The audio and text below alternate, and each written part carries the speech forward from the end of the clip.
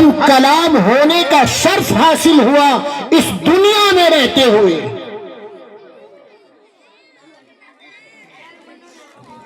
الگ الگ نبیوں کی الگ الگ خاصیتیں،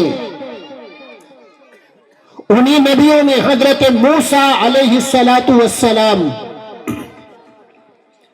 اللہ کے وہ نبی ہیں جو اللہ سے اس دنیا میں رہتے ہوئے ہم کلام ہو جاتے تھے، بات کرتے تھے، کوہ طور پر گئے اور ڈائریکٹ رب سے باتیں ہیں، بیچ میں کوئی واسطہ نہیں۔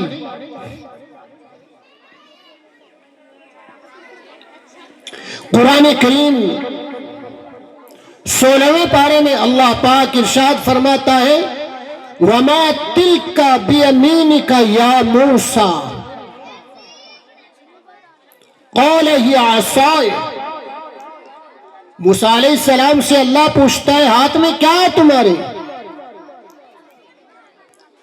جواب دے دیا لاٹھی ہے، عصا ہے۔ بات تو پوری ہو جاتی ہے نا، پوچھا جواب ہو گیا۔ مگر نہیں، موسیٰ علیہ السلام ہم کلام ہیں رب کے ساتھ، خالق کائنات کے ساتھ، اللہ پاک کے ساتھ بات کرتے ہیں، اور جو نبی اللہ کے ساتھ باتیں کر رہا ہو اس بات میں کتنا لطف ہوگا اور کیا مزہ آ رہا ہوگا۔ موسیٰ علیہ السلام آگے بڑھ کے خود ہی کہنا شروع کرتے ہیں قال هي عصاي اتوكأ عليها واهش بها على غنمي ولي فيها مآرب اخرى۔ میرے رب یہ میری لاٹھی ہے، میں اس سے ٹیک بھی لگا لیتا ہوں اور دوسرے کام کاج بھی کر لیتا ہوں۔ کیا بات ہے، جواب تو مکمل ہو جاتا لاٹھی بتا کر، مگر نہیں، بات اللہ کے ساتھ ہو رہی ہے تو بات طویل کر دی، بات کو بڑھا دیا۔ کتنے بڑے مقام والے ہوں گے موسیٰ علیہ السلام، مگر بزرگوں یہ موسیٰ علیہ السلام بھی اللہ پاک سے درخواستیں کرتے ہیں، اللہ پاک مجھے نبی نہ بناتا، میرے سر پر نبوت کا تاج نہ رکھتا، مجھے اپنے حبیب کا امتی بنا دیتا۔ کتنا بڑا مقام و مرتبہ ہے۔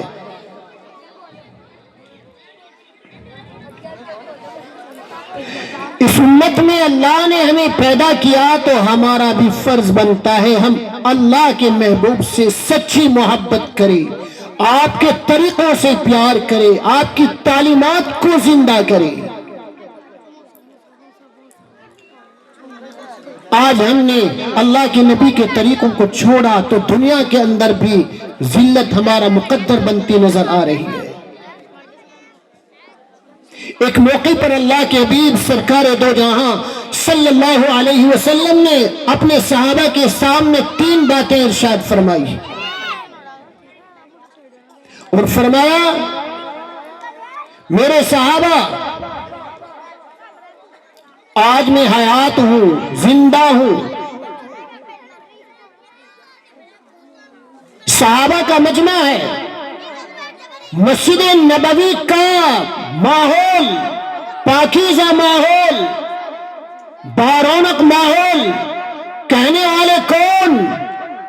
عام انسان نہیں، وہ نبی جس نبی کے واسطے سے اللہ پاک نے ساری کائنات کا نظام چلایا، وہ نبی اگر اللہ کے محبوب کو اللہ پیدا نہ کرتا تو آدم نہ ہوتے، نوح نہ ہوتے، شیش نہ ہوتے، ادریس نہ ہوتے، کوئی نہ ہوتا، زمین نہ ہوتی اور آسمان نہ ہوتا، کائنات کا یہ نظام نہ چلتا۔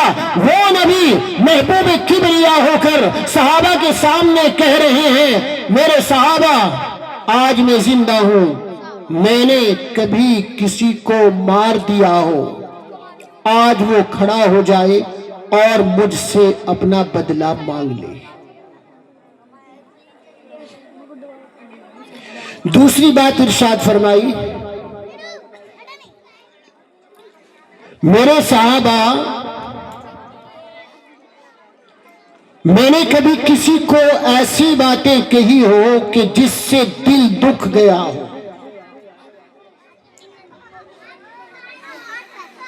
تو آج کھڑا ہو جائے اور مجھ سے اپنا بدلہ مانگ لے۔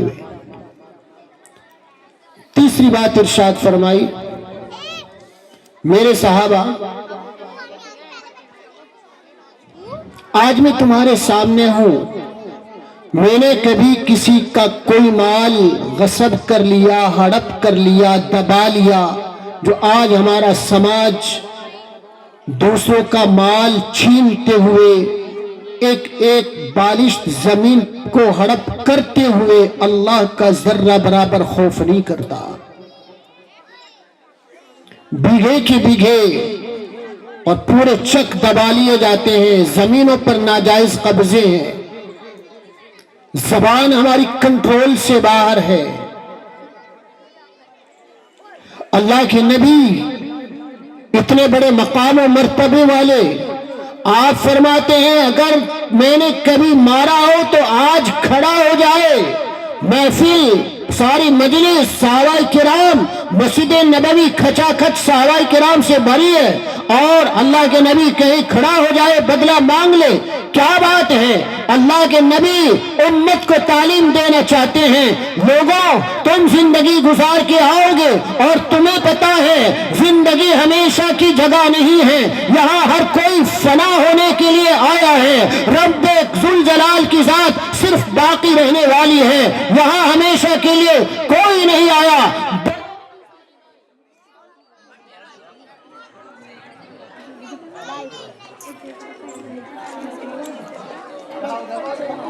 مائک بند ہوگا۔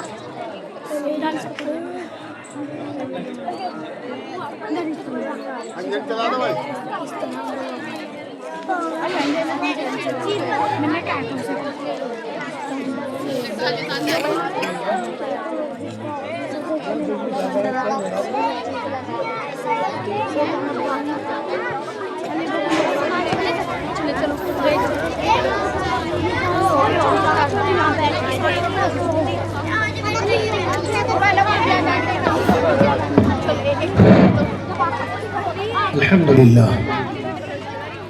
تو میرے بزرگوں میں عرض کر رہا تھا یہ دنیا فانی ہے، ہمیشہ کے لیے یہاں کوئی نہیں آیا۔ کوئی اچھائی کر کے چلا جائے یا برائی کر کے چلا جائے، جانا اسی رب کے پاس ہے جس رب نے ہمیں یہاں دنیا میں بھیجا ہے۔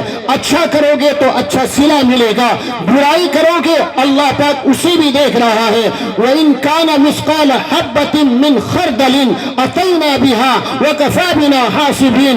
رب کہتا ہے ذرہ برابر کوئی کرتوت ہوگی تمہاری، ہم اس کو بھی سامنے لا کر کے دکھا دیں گے۔ یہاں دنیا کے اندر بڑے بڑے آئے، بڑے بڑے سورما، بڑے بڑے مالدار، بڑے بڑے ظالم اور نیکوکار آئے، کوئی یہاں ٹھہرنے کے لیے نہیں آیا کرتا۔ رب کریم کے پاس سب کو جانا ہے۔ میرے نبی نے بتایا میرے ماننے والوں اور میرا کلمہ پڑھنے والوں، اگر تم ایمان والے ہو، اگر تم محمد رسول اللہ کا اتباع کرنے والے ہو، زندگی ایسے گزار کے آنا، کسی کو مار کے مت آنا، کسی کا دل دکھا کے مت آنا، کسی کا مال ہڑپ کر کے مت آنا۔ اگر ان غلطکاریوں کے ساتھ اور گناہوں کے ساتھ لت پت ہو کر آؤ گے اور اللہ کی بارگاہ میں گناہوں کا بوجھ لے کر آؤ گے تو اللہ کے سامنے جواب دینا بڑا مشکل ہو جائے گا۔ بہرحال میں نے چند باتیں جو آپ کے سامنے عرض کی ہیں اور آپ کے سامنے رکھی ہیں، دعا کرے اللہ رب العزت مجھے بھی اور آپ کو بھی عمل کی اور سمجھ کی توفیق عطا فرمائے۔ وما علینا الا اللہم مزید فزید۔ حضرات گرامی، یہ تھے ہمارے مہمان